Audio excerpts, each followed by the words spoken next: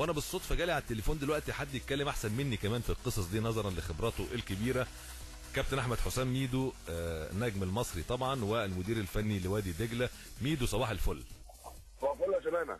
عامل ايه يا معلم؟ وحشني انت كمان والله، انت كمان. امبارح يعني الحضري كان اسيستنت في الجول عمل شغل جامد جدا في الجول اللي جبتوه امبارح مع عرفه الحقيقه. والف مبروك على الفوز، طبعا كان فوز مهم جدا على الاتحاد. الله يبارك فيك يا شبانه. طبعا فوز في توقيت مهم جدا، وبنحافظ على نفس اهدافنا المحافظه الحمد لله على نظافه شباكنا المفروض 6 على التوالي، وده رقم قياسي بالنسبه لوادي دجله. كنا بنلعب فريق امبارح على ملعبه بره ملعبنا، والتوقيت بتاع الفوز قبل مباراه الاهلي ده بيدينا دفعه معنويه كبيره جدا، وبيخلينا نخش ماتش الاهلي باعصاب هاديه. يعني فوز الحمد لله في كل مكاسب، مفيش اصابات مفيش انذارات، فكان يوم كويس جدا بالنسبه لي الحمد لله. قول لي، هو كنت انت قاصد ان الحضري تبدا الهجمه من عند الحضري من تحت؟ والله طبعا هنستغل الحضري ان هو بيلعب رجليه كويس، ودايما يعني رجليه قويه. صوتك بيروح بعيد يا ميدو وبيرجع، فممكن تقرب التليفون شويه منك لو سمحت. انا سامعني كويس؟ كده كويس قوي.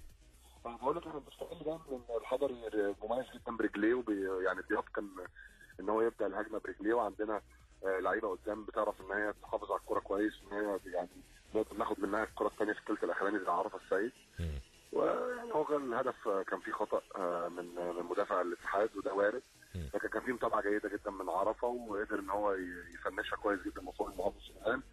لكن حتى غير الهدف احنا اشتغلنا على الكره دي 3-4 مرات قبليها، وسببت خطوره كبيره جدا للاتحاد. زي ما انت عارف دايما بتبقى صعب ان انت تلعب فريق مدربهم لسه اول مباراه ليه، لان دايما بتبقى اللعيبه بتاعت الفريق عايزه تثبت له ان عندهم دوافع، عايزين يثبتوا ان هم يستحقوا ان هم يكونوا موجودين في التشكيله الاساسيه، حاجات كثيره جدا. ده بخلاف طبعا ان دايما لما بيبقى مدرب جديد بتبقى دايما مش عارف ايه هي الطريقه اللي ممكن يلعب بيها. لكن انا توقعت ان هو ان مكيده مش هيغير كتير عن المباراه الاخيره للاتحاد امام المقاولون بسبب ضيق الوقت وبسبب ان الاتحاد كسب طبعا. فزي ما انا توقعت يعني الحمد لله هو لعب بنفس الاسلوب وبنفس الشكل، وبالنسبه لنا فوز مهم جدا على فريق كبير جدا، فريق الاتحاد السكندري. طيب ميدو لو سمحت، احنا يعني هضطر اسيبك دقيقه لسببين. هكلمك تاني لانه الشبكه واضح ان فيها حاجه، الصوت بيروح ويجي، وانا عايز الناس تسمع صوتك بوضوح، وعندي موجز انباء لمده دقيقه ونتواصل معاك تاني.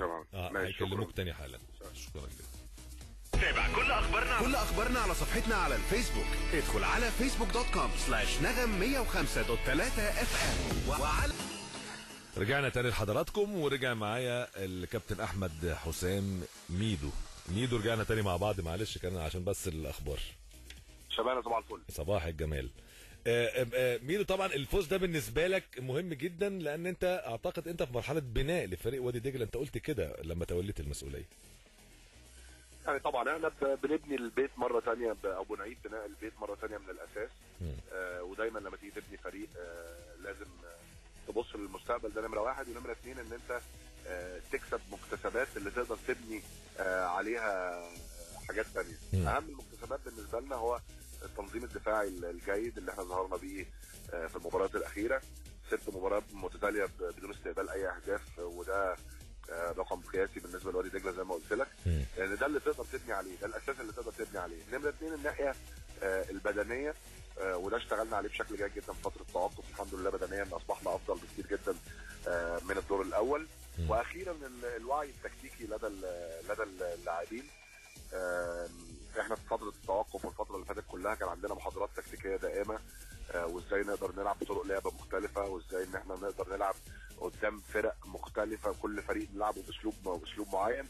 كل ده كان محتاج مننا مجهود كبير جدا، ومحتاج من اللعيبه مجهود كبير جدا. فانا بشكر اللعيبه لاستيعابهم السريع لفكري وطريقه اللعب اللي انا عايز العب بيها، والتزامهم الحقيقه، لان الشغل اللي احنا عملناه كان محتاج التزام كبير جدا، وده الحمد لله قدرنا نزرعه في اللعيبه بشكل سريع جدا. اللي ناقص لنا دلوقتي ان احنا ازاي نحضر للموسم الجديد. احنا عندنا 7 أو 8 لعيبه صغيرين، بنديهم مباريات دايما، وبنديهم عدد دقائق كافي عشان يبقوا جاهزين للمستقبل. زي امبارح مصطفى عبد الرسول شارك، محمد شريف شارك، هلال شارك، كل دول لعيبه صغيره. قبل كده كان مرعي بيشارك وبعد وراح منتخب الشباب، مرموش كان بيشارك بصفه مستمره وراح منتخب الشباب، ابراهيم انداي 18 سنه، كل دول لعيبه بتشارك بصفه اساسيه في وادي دجله. واحنا نعتبر احنا النادي الوحيد اللي عنده على الاقل 6 أو 7 لاعبين تحت السن بيشاركوا بصفه اساسيه مع الفريق. كل الماتشات، كل ماتش، كل الماتشات موجودين، كله. احنا ماتش اسوان اخر ماتش في الدور الاول كان عندنا 6 لعيبه في الملعب تحت السن. محمد محمود كان تحت السن، مصطفى عبد الرسول كان تحت السن، كل اسماء كتيره جدا. فهي دي الاستراتيجيه والفلسفه بتاعتنا بالاتفاق طبعا مع مجلس اداره النادي، ان احنا بندي فرصه، بنستغل اول حاجه قطاع الناشئين المميز جدا اللي عندنا بقياده الكابتن علي ابو جريشه طبعا، وبنطور اللعيبه دي. والسنه الجايه باذن الله عندنا 2 أو 3 لعيبه هيطلعوا كمان، بنحضرهم من دلوقتي وعاملين لهم برامج بدنيه وبيتمرنوا معانا على طول عشان يبقى عندهم الاحساس بالفريق الاول، وفيهم لعيبه بيروحوا معانا معسكرات. فاحنا بنحضر المستقبل بشكل كويس جدا، وفي نفس الوقت احنا واقعيين عارفين ان احنا ما نقدرش السنه دي نكون موجودين في المربع الذهبي نظرا طبعا للبدايه السيئه اللي الفريق بدا بيها، وتغيير المدربين في وسط الموسم ده مش سهل. وفي نفس الوقت باذن الله ده كان سؤالي ليك، التارجت بتاع ميدو مع دجله ايه؟ يعني هل ان انت تبقى دايما باستمرار في مركز متقدم وجميل، ولا ميدو يعني بيقول ان انا هدفي ان في فتره ما لازم انافس على البطوله واخد بطوله؟ مش السنه دي، ما مش يعني السنه دي اكيد، لكن انت شغال على كده ان هيبقى في بطوله او منافسه على بطوله؟ شغالين ان السنه الجايه باذن الله ان نقدر ان احنا نكون منافس قوي على المربع الذهبي. لكن السنه دي زي ما بقول لك احنا واقعيين. الدور الاول تحصلنا على 21 نقطه، وانا قلت ان احنا لو تحصلنا على نفس العدد من النقاط في الدور الثاني ده يعتبر يعني انجاز جيد بالنسبه للظروف اللي احنا بنعيش فيها. وده اللي احنا شغالين عليه. احنا لغايه دلوقتي تحصلنا على 4 نقاط من ال 21 وناقص لنا 17 نقطه، وفي رايي ده هدف نقدر ان احنا نحققه بسهوله لاخر الموسم، مع الاهداف الثانيه اللي احنا بنحققها اللي انا لسه كنت بكلم حضرتك عليها. تمام. طب ميدو، انت توليت مهمه وادي دجله، واضح ان انت مبسوط هناك. هل ده حصل لمجرد علاقتك الطيبه بالمهندس ماجد سامي وصداقتك بيه، ولا لان انت لقيت جوه منظومه وادي دجله اللي احمد حسام ميدو بافكاره بشغله محتاجه؟ والله لا، منظومه وادي دجله كلها يعني. طبعا علاقتي بماجد سامي دي علاقه شخصيه اللي مالهاش دعوه بالشغل، لكن المنظومه كلها الناس كلها محترفه، والناس كلها كل واحد عارف شغله ايه. وانا لما جيت اشتغلت لقيت في بعض النواقص موجوده، انا حاولت اضيفها وحاولت ان انا اعدلها، وكان في استجابه من مجلس الاداره ان هي تتعدل باسرع وقت ممكن، وهو ده اللي ساعدنا الفتره اللي فاتت. فانا ببقى سعيد لما يبقى في ناس مثقفه فاهمه ان فلان ده هو ده بتاع الكوره، يبقى هو ده اللي يقرر في الكوره، هو ده اللي ياخد قراره. شبانه بتاع اعلام، شبانه هو اللي يقرر الاعلام. حسن المسكاوي بتاع اعلام هو اللي يقرر اعلام. فكل واحد نفس الكلام. كريم درويش بتاع سكواش هو اللي يقرر السكواش. تمام.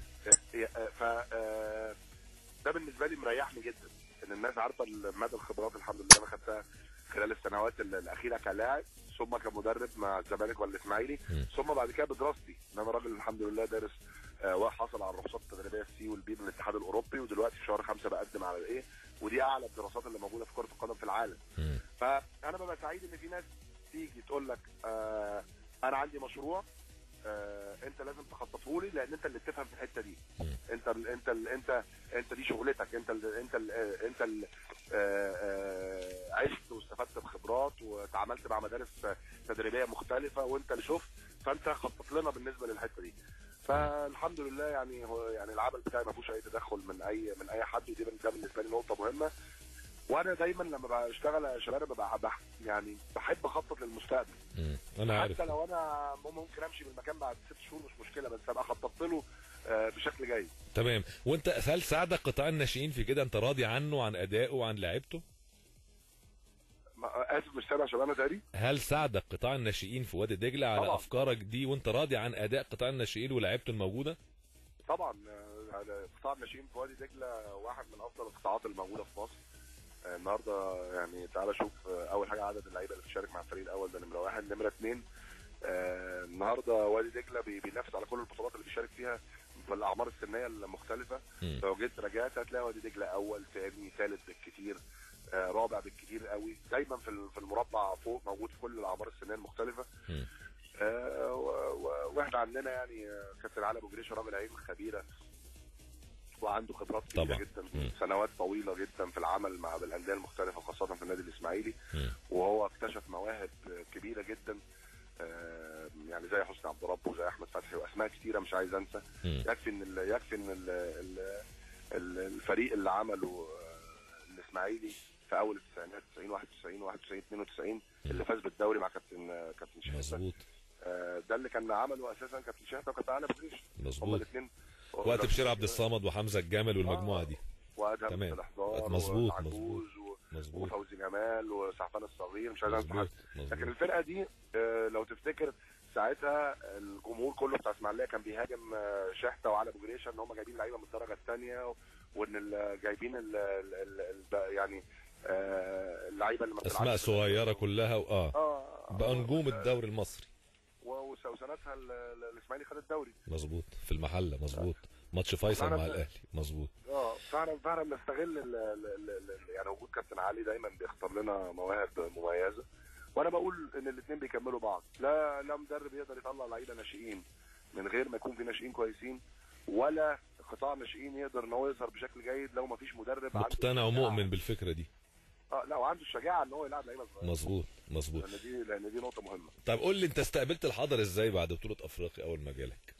والله الحضري يا شباب يعني فعلا بطل، لان انا عن نفسي يعني توقعت ان ممكن بعد البطوله وبعد ظهوره بهذا الشكل توقعت ان هو مثلا ممكن يطلب راحه، ممكن يقول انا عايز استريح، انا وده طبيعي. لكن فوجئت ان بعصام الحضري ان هو جاي لي بيقول لي هلعب امتى؟ انا عايز العب الماتش الجاي وانا موجود معاك في التمرين. وده يعني دي صفات البطل يعني. عصام في المباراتين الاخرانيتين امام بتروجيت والاسماعيلي ما جاتش عليه كور كتير، لكن قائد جوه الملعب، قائد وبيقود الفريق وبيتكلم معاهم في كل مكان وفي اوضه اللبس وظهر بشكل جيد في الاختبارات اللي وصلت له. فانك توصل تبقى موجود وتحافظ على نفس تركيزك في هذا العمر وبعد الوصول لهذا المستوى ده مش سهل. انا بقول ان عصام الحضري ما اصبحش بس درس وما اصبحش بس مثل للاعيبه المصريين فقط، ولكن اصبح مثل للاعيبه في العالم كله. تمام.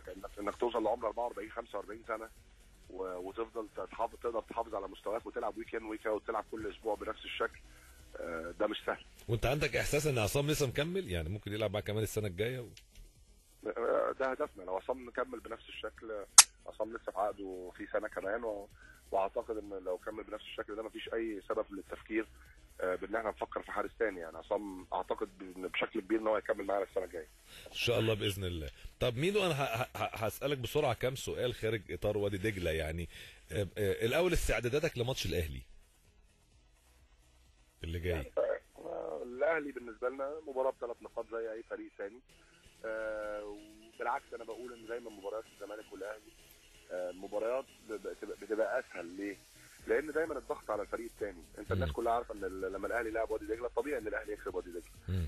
وده الكلام اللي انا بقوله للاعيبتي. يعني دايما في الماتشات اللي زي دي انزل والعب واستمتع ونفذ تعليماتي، وهو ده انا كل اللي طالبه منك، مش طالب منك حاجه ثانيه. فتبقى ماتشات صعبه لان هي صعبه فنيا، والفريق بيمتلك ماتش فرقه الاهلي بالذات بتمتلك لعيبه مميزه جدا ومنظمين وعندهم ثقه في نفسهم وحاجات كثيره جدا، ولكن في نفس الوقت الضغوط على الاهلي مش علينا. احنا طبيعي واحنا بنلعب الاهلي ان الاهلي يكسب. الاهلي المنافس على الدوري وباسمه وبقيمته وتاريخه ولاعيبته وكل حاجه. فاحنا ننزل المباراه بلا ضغوط ونحاول ان احنا ننفذ نفس اسلوبنا وان احنا نحافظ على نظافه شباكنا للمباراه ال7 على التوالي. وده هيبقى بالنسبه لنا انجاز كبير جدا. وفي النهايه هي مباراه 3 نقاط زي ما قلت لك. تمام. طيب تعليقك على الكلام اللي بيتقال عن رحيل كابتن محمد حلمي والزج باسمك في نبيل معلول والكلام الكتير اللي كان عمال يتقال اليومين اللي والله فاتوا؟ ما حصل، والله ما حصل. ما ولا انا قابلت مستشار مرتضى عشان موضوع شيكابالا وخلصته الحمد لله وروحت. ولا اتكلمت يعني ولا اتكلمت في اي حاجه ليها علاقه بمستقبل الفريق ولا الجهاز الفني، ولا كنت اصلا اعرف ان في تفكير اصلا ان ممكن الجهاز الفني يتغير. انا سعيد بالقرار اللي اتخذ في الاخر باستمرار كابتن محمد حلمي، ودايما بالنادي الاستقرار واستمرار الاجهزه في وسط الموسم لازم. لسه كسبان سوبر يعني. يعني يعني مباراه الانتاج كانت صدمه في وقت صعب، خاصه بعد خساره الاهلي النقطتين امام الاسماعيلي، ولكن يعني انا شايف ان استمرار محمد حلمي في الوقت ده مهم جدا. طب لو اتعرض على ميدو يرجع الزمالك، هل ممكن ده يحصل ولا انت مستقر مع دجله وما تفكرش؟ انا مستقر ومرتبط بوادي دجله ومرتبط بعقد مع وادي دجله. الزمالك دايما بيتي ولو قدرت ان انا اساعده في اي حاجه دايما ببقى موجود، ولو حتى عن طريق الاستشاره، عن طريق ان حد ياخد رايي في حاجه، كل عن طريق ان انا اقدر احل مشكله زي المشكله اللي اتحلت بتاع شيكابالا، حاجات كتيره جدا. لكن يعني على مستوى التدريب انا دلوقتي الحمد لله يعني متواجد في مكان انا مرتاح فيه، وعندي زي ما احنا كنا بنتكلم خطه مستقبليه فيه، واتمنى ان افضل موجود فيه الفتره اللي انا يعني عامل بلان لنفسي ان انا استنى في المكان ده مش اكبر فتره ممكنه، لكن على الاقل سنه ونص، وهي نهايه هذا الموسم ثم نهايه الموسم القادم كمان باذن الله. تحس ان انت عملت اللي انت عايزه يعني، او على الاقل افكار ظهرت. كملت المشروع، يعني كل مشروع بيبقى ليه وقت. تمام. طب ميدو، انت عملت فعلا عضويه عامله في نادي الزمالك؟ لا لسه هعملها قريب. هتبقى مقلق انت بالعضويه دي يا ميدو، خد بالك. لا بالعكس انا خلي بالك، انا يعني الاتجاه الاداري مش موجود عندي خالص. انت التدريب هو اللي شغلك، الملعب طول الوقت عايز الملعب. بالظبط، يعني بالعكس انا مش مقلق خالص. طيب اخيرا انا كنت بتكلم عن فكره مشروع كاس العالم، وان لازم نعتبره مشروع قومي وكل الناس تتكاتف عشان منتخب مصر يصعد لكاس العالم. رايك ايه في الفكره؟ لا انا رايي ان هي لازم يعني يتم التسويق للكامبين على بالشكل ده وبالطريقه دي زي اللي انت بتقولها، ان الوصول لكاس العالم هو مشروع وحلم للمصريين كلهم، ولازم يعني يبقى في كامبين مقننه، ويبقى في مش مقننه يعني كامبين ليها دعايه بشكل جيد. وانا اعتقد ان دلوقتي بعد كاس الامم الافريقيه بقى في استجابه جيده من الجمهور او تواصل كويس من الجمهور مع المنتخب. يعني احنا في الميديا لو تولينا القصه دي تشاركنا فيها فكره مشروع كاس العالم، نحط لها افكار ونشوف ازاي نسوقها وسط الناس، وازاي تبقى كل الشعب المصري بيدعم منتخب مصر عشان يصعد لكاس العالم.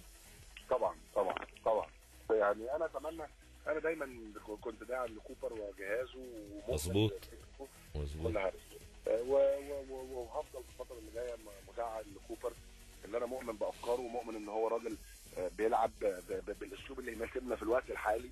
ممكن مش الاسلوب اللي يناسب تاريخ مصر، لكن الاسلوب اللي يناسبنا في الوقت الحالي، ويعني هفضل مستمر في دعمي ليهم لغايه اخر يوم باذن الله. وعندك احساس ان احنا هنقدر نوصل كاس العالم؟ ان شاء الله باذن الله هنوصل باذن الله. ان شاء الله باذن الله. كابتن احمد حسام ميدو، انا بشكرك شكرا جزيلا يا ميدو، دايما ان شاء الله متواصلين مع بعض. اشكرك شكرا جزيلا كابتن احمد حسام ميدو، احد نجوم الكره المصريه على مدار تاريخها. مع محمد شبانه على 105.3 نغم اف ام.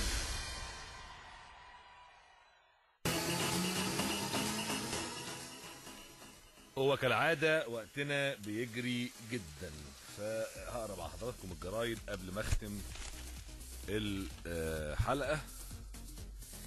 ابدا بالاهرام. حاتم الشربيني واحمد طاهر بيقولوا استمرار حلمي في قياده الزمالك حتى مباراه طلائع الجيش غدا. سيناريو اللحظات الاخيره يبقي على الجهاز الفني، وثلاث مرشحين لقياده الابيض. السويس عمرو غنيمه من هناك بيقول على الكابتن حسن شحاته اتمنى نجاح المفاوضات وتدريب جنوب افريقيا. عارفين كابتن حسن شحاته بيعترف انه تلقى عرض او في مفاوضات مع اتحاد جنوب افريقيا لتولي مهمه تدريب المنتخب الاول هناك بعد فشل جنوب افريقيا في التاهل لكاس